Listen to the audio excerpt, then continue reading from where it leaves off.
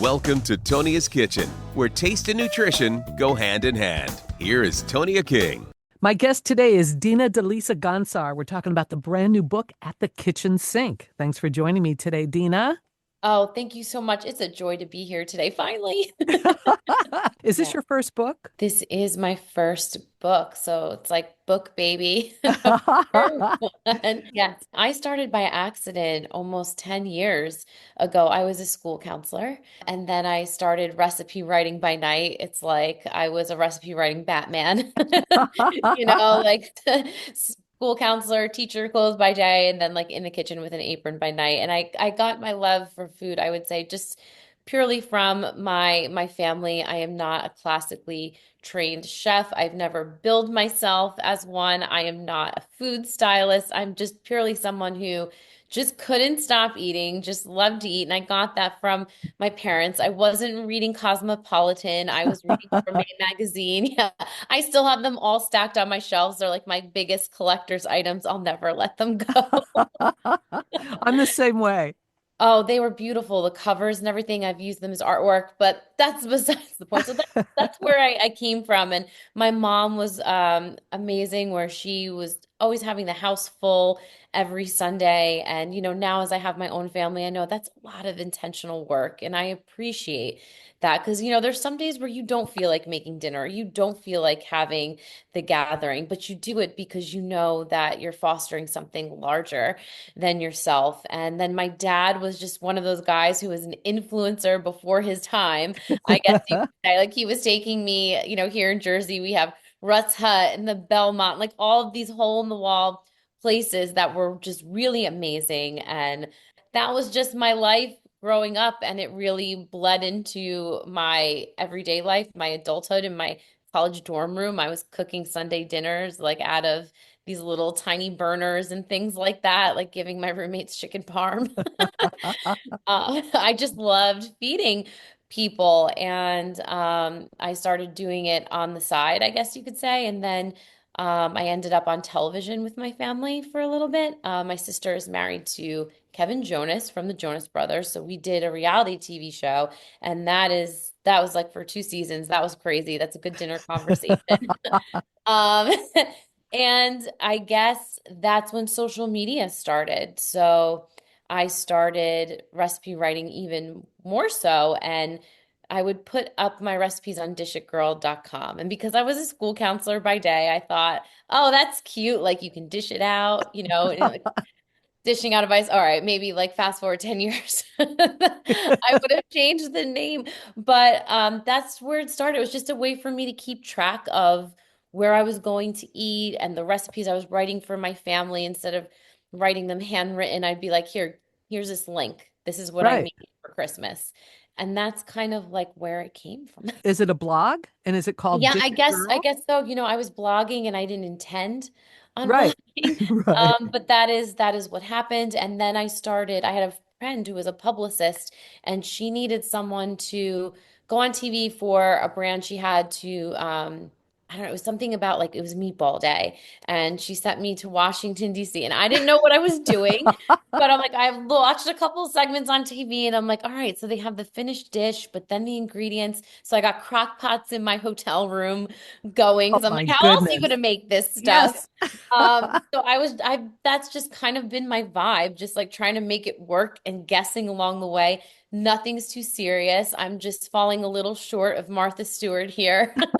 But it sounds totally organic, which is really the cool thing.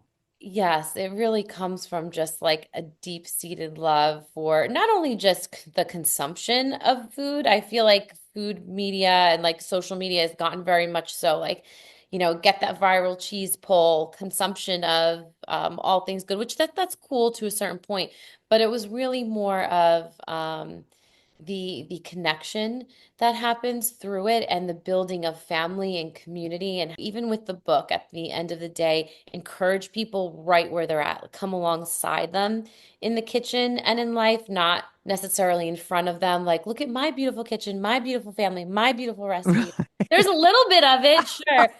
But my whole goal is even on Instagram, I never wanted someone to come over to my little corner of the world and be made to feel that way. I wanted to give people more of a sense, like whatever you're trying to do with the best intentions in your heart, even if it's pouring some cereal at the end of a long day, for That's yourself, fine. your kids, like that, that's Yeah. fine. That's Yeah. your heart, and that's you trying to feed people, to take care of people, to take care of yourself. And that's more what it's about. What type of recipes are in the book?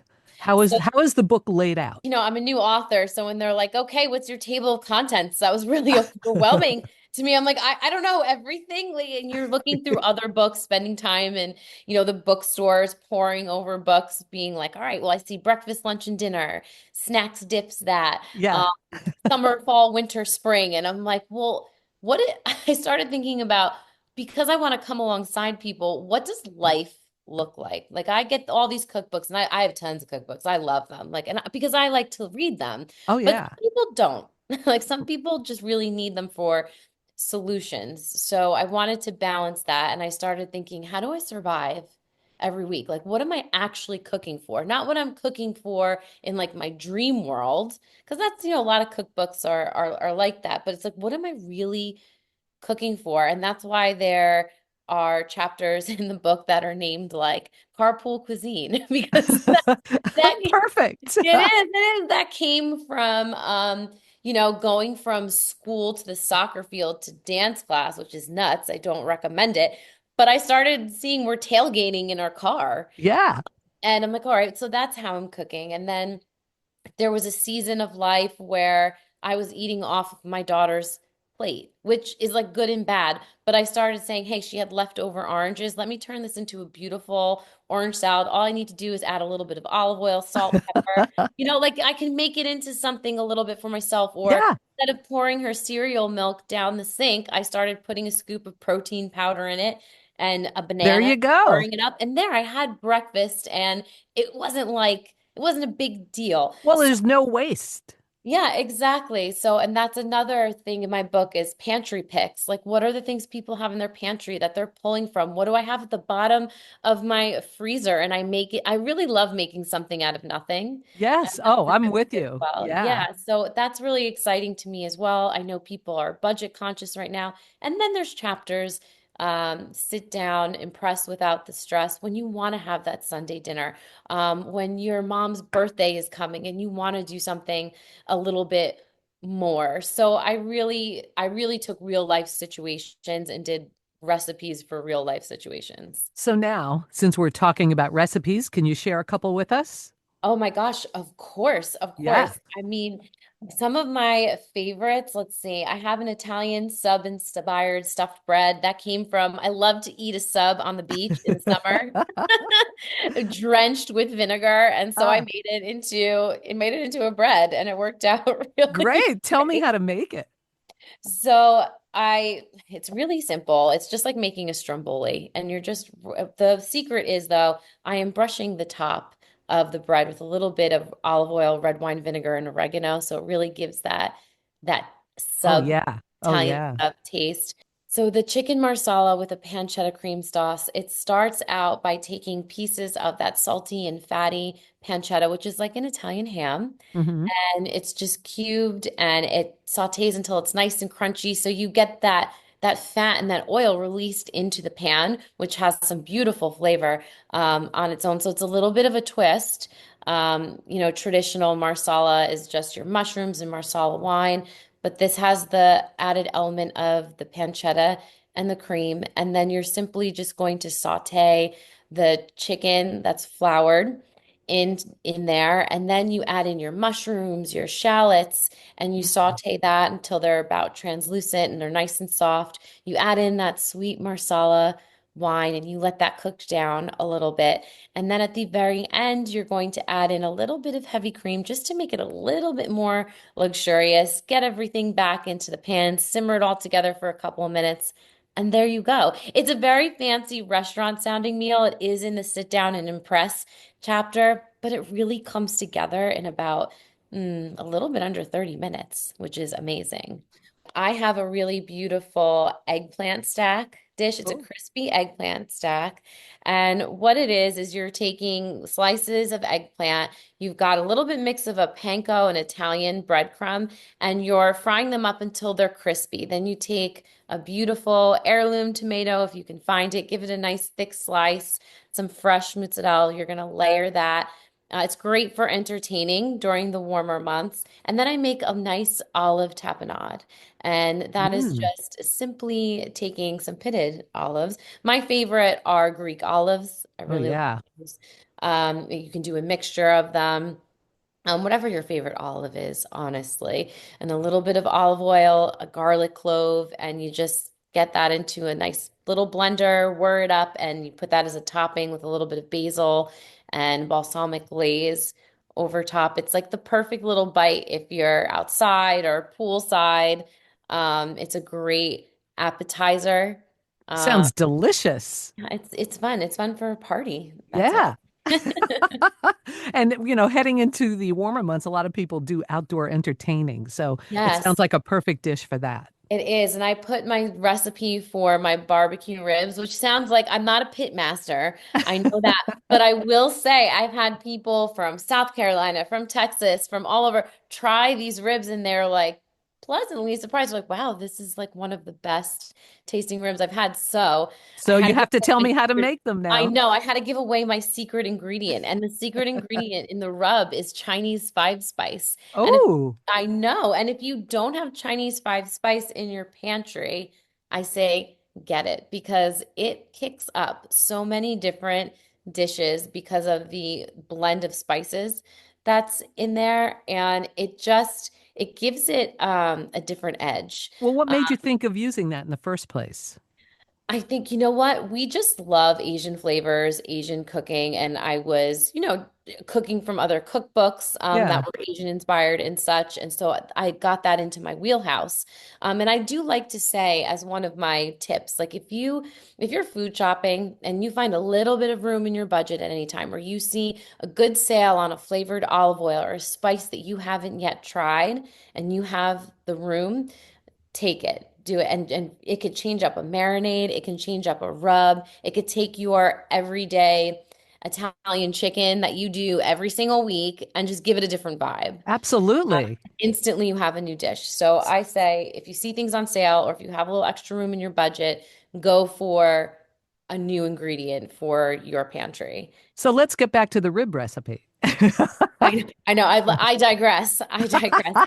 So they're baby back ribs, pork ribs, and the first thing I do is I dry rub them with the Chinese five spice, a little bit of smoked paprika, which is another great spice to have in your pantry if you don't already. I like to use a grainier salt, whether it's like a rock or a thicker kosher salt Mhm. flake. So it's pretty simple. Garlic and onion powder, rub that all over really good. And then I put it in tin foil, the ribs, pack them tight, and then I let them dry out in the fridge for about 2 hours that way. And then I'm also making a sauce for the ribs. And my method for cooking the ribs is once they come to room temperature, I'm putting them in the oven really low at like a 250-degree oven, and I'm cooking them most of the way, but then finishing them on the grill. And they're just very tender and very juicy. And they have all the flavor from the dry rub, but then extra added boost from brushing on a really beautiful barbecue sauce, which mimics the rub. Again, with the Chinese five spice, a little bit of brown sugar, soy sauce, and I can never say this. Worcestershire, the W sauce. I can't do it. It's so embarrassing. As I'm telling you this recipe, I'm like, how can I avoid saying this word? I No. can't do it. Oh, I get it. I totally get Oh it. my gosh, and a little bit of ketchup. It's all whisked together and you simmer it for a little bit, comes together really beautifully, and you brush that onto the ribs as they're finishing on the grill, and people can't get enough of them. I have to make racks and racks of these ribs. Boy, that sounds perfect for the upcoming summer season. Tell me, do you have any desserts in the book? I do. So, have you ever had from the ice cream truck, those Good Humor ice cream trucks that we all know and love, and they have those toasted almond ice cream treats?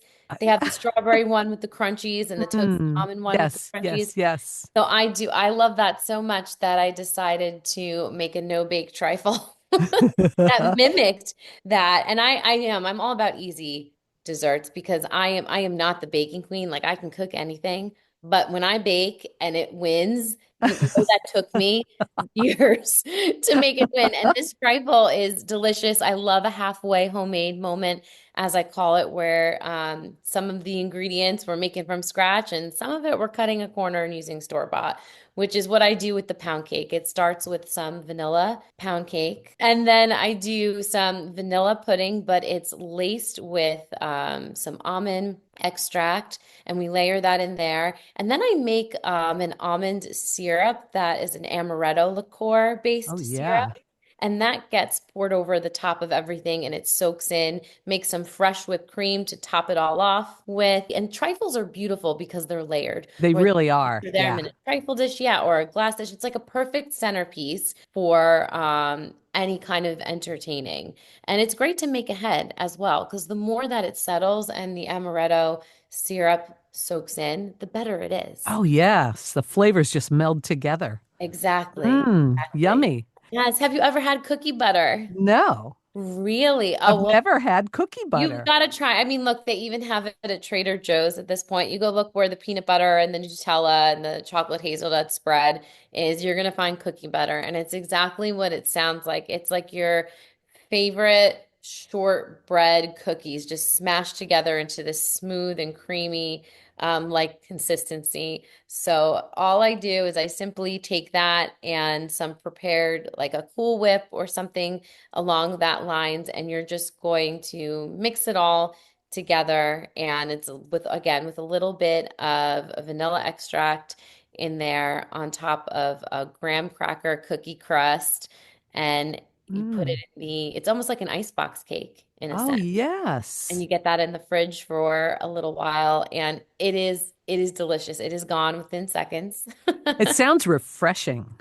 It is, but it's also warm enough because of the spices that are in the cookie butter. There's like a little bit of cinnamon in there, a little bit of nutmeg that you could use it during your fall, winter months as well. But being it's an ice box, it's another no bake kind of cake. Yeah, that Um, sounds in your fridge. I great. know, I know. I'm all about easy entertaining. Like 20 plus years ago, I did go to a cooking class in the city, and it was an Italian cooking class. And that's where I learned to lace, whether it's chocolate brownies or chocolate mousse, with a little bit of espresso. And it just brings out that chocolate flavor so beautifully. And I just upped the ante by not only adding a little bit of espresso, excuse me, to the chocolate, but a little bit of cinnamon, a little bit of allspice, a little bit of nutmeg, and you whisk that all together with the melted chocolate and the cream, and it just becomes this really beautiful, elevated chocolate pudding in a sense. And then you whip some fresh whipped cream through it in the end, which makes it a little bit more light and Mm. airy.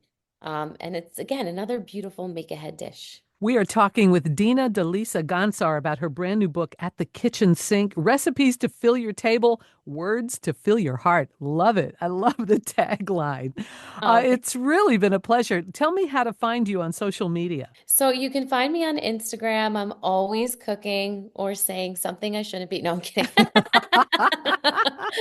And that's at Dish It Girl Dina. My website is dishitgirl.com. And the book can be found anywhere online with your Amazon, your Target, your Walmart, also in stores at Barnes and Nobles, and some independent bookstores have it as well. That's great. Dina, it really was a pleasure chatting with you today. Oh, Thank you thank so you. much for your time. Thanks for tuning in. We hope you'll subscribe to this podcast as we continue to take you around the world of food and wine on Tonia's Kitchen.